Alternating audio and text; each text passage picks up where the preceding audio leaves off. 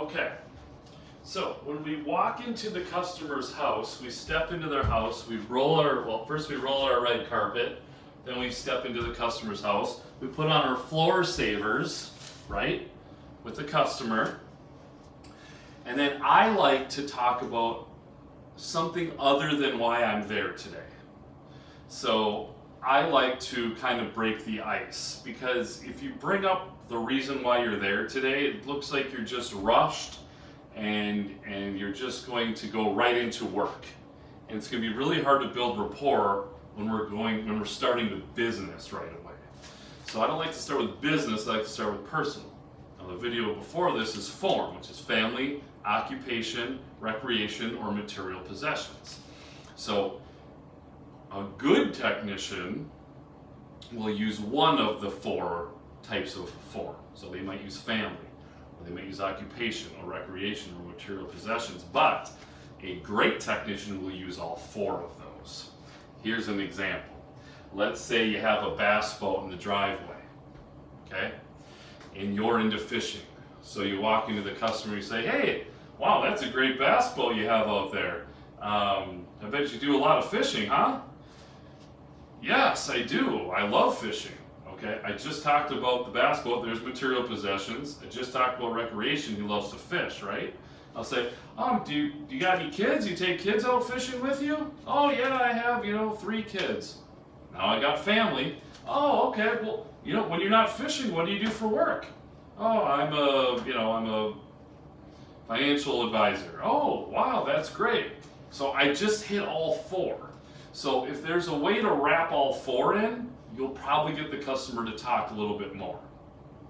We gotta build some rapport on our red carpet, okay, with our floor savers on. Now, some customers are not good at this, and then we'll help build rapport when we get to our question sheet, which was coming up pretty soon. So try to do what you can here. So when you walk into the house, we're going to talk about something other than why we're there today. You should be able to find out their disc profile at this time. Shouldn't take you too long. Remember, it's easiest to find out what they are not than trying to find out what they are. If we find out what they are not, that eliminates probably 2, maybe 3 of them, and you're only left with 1 at the end. So if I walk into the house and the guy's like, yeah, come on in, follow me, I'll bring you to the problem. That's probably a D. They're bringing me right to the problem. And I will start smiling, they're going to start asking me questions, they might tell a story, they're going to joke around a little bit, they'll kind of yap for a long time. They're probably an I. An S will probably be quiet. Oh, thank you for coming over. We're so happy to have you. Please come on in. Do you want something to drink? Are you hungry? You have an S on your hands, right? If you come to the door and the person is very straight-faced, they don't really say much, but they're very confident in the way they look. Thank you for coming. I have issues with my electrical.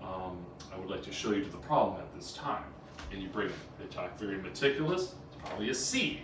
So I can pick up very quickly what kind of person I'm dealing with, as long as I'm talking about something other than why I'm here today. If I just walk in, put on my shoe cover and say, hey, yeah, so why am I here today? Well, now we're just straight on to business, okay? So try to talk about something other than why you're there today, and give a sincere compliment. So like, hey, I see you have a nice bass boat out there. Do you do a lot of fishing? So do you see, when I give a compliment, I back it up with a question. Here's a common mistake I see technicians make. They'll walk in the door, yeah, so I see you have a nice bass boat out there. Yeah, that's great. Oh, wonderful. Okay, well, what am I doing here today? See, it wasn't genuine. I just said it because I was told to say it. But if you back it up with a question, even if you know nothing about it, it might help. For instance, I don't garden. I don't do nothing with gardening. I hate gardening. But if I see a huge flower garden in the front lawn, put on my shoe, wow, that's an amazing flower garden you have out front. Now I'm going to back up the question. How many hours do you spend out there? Oh, I'm out there quite a bit. Well, Mrs. Jones, I know nothing about flowers. Are these type of flowers come up every year? Do you have to replant them? And get her to talk about her flower garden, okay? Even though I know nothing about it and I really don't care, I'm following up with a question after question after question. Then it seems like I care. And I might care. I might be interested in some of the stuff he or she has to say. Do not tell stories at this time. If you, the technician, are a high I, you're going to want to tell stories right now.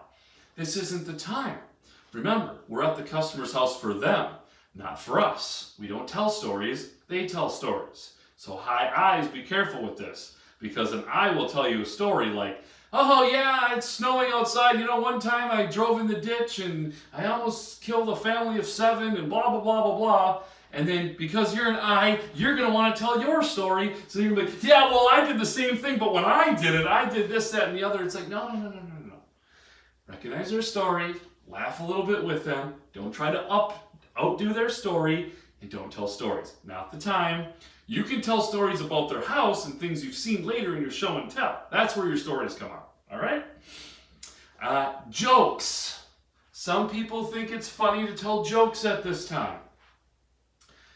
If you've ever been to a comedy club in your life, when a comedian tells a joke, look around. There will be certain people that won't laugh at all, and some people are laughing their butts off. Okay? You don't know which type of people these are. You don't know what jokes are funny to them. You're better off not doing jokes. Just don't joke around. I'm telling you, it's not, it doesn't work very well. Now, once you get to know the homeowner and you kind of get to know their personality, you find out they're an I, you find out they have a dry humor, maybe you can work that in later on, but at this point, you don't know them well enough, okay? Obviously, we do not talk about religion, we do not talk about politics, and we do not talk about sports teams. Sports teams sometimes are a religion to some people. For instance, I walk into the house and a guy has a Vikings banner on his wall. Oh, I see you're a Vikings fan.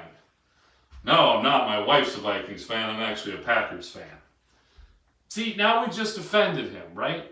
And again, I have technicians who will walk up and they'll make a joke. They'll walk up and say, oh, I see you're a Vikings fan. Well, I'm a Packers fan. I might as well just leave right now. Ha ha ha. That might not be funny to that guy. That guy might just automatically not like you because you're a Packers fan or whatever sports team. You don't know these people well enough. Don't do that to yourself, okay? I always say when you're on your red carpet and you're building some rapport, if you can get them to smile once without making jokes, smile, usually you've done your job. It's a good gauge. Now, some people will never smile, so you're never going to get them to smile. But the majority of people, if you get them talking, you get a little smirk out of them, a smile, or a little chuckle, you probably did your job. You dropped their guard, you dropped the wall down a little bit, and you did your job. Okay? Now, when you get in, you're going to have your bag with your your presentation tools inside of it, right, on your shoulder, or you're going to carry it in your hand. Set that down on your red carpet. If you have a coat on, take your coat off and either set it on the bag. If they have a coat hook, you could probably do that. Maybe a banister. But do not wear your coat in a house. Think about this. When you go to a friend's house, do you wear your coat inside of your friend's house? No, you do not. You take your coat off and you stay a while. Having your coat on and walking through the house shows the customer that it looks like you're in a hurry and you're going to be in and out very quickly. And we're not, because we're here to visit, make a friend, and recommend things for them in their house. Again, when you put your shoe covers on, they're not shoe covers, they're floor savers, right? So you put, I'm putting my floor savers on. Some customers might say something like, oh, you don't have to do that. And one of the responses I see technicians say is, oh, it's company policy, we do this at every house. No. Company policy means I'm forced to do it. We do this at every house means like you're no better than any of my other customers. No. They're the best customer we've ever had. Oh, Oh, nope, I'm just doing this to protect your floors. I'm sure you'd do the same for me if you came to my house. See? Now I just showed them that I'm a good person, and I think you are too. So you put them on. Oh, I'm sure you would do this if you came to my house, right? So go ahead and do that. Your uniform should be very clean. Your name badge should be present at this time. If you do wear a coat, I know some of my technicians, at Service Today, we generally clip our name badge up to our collar. Just looks very professional.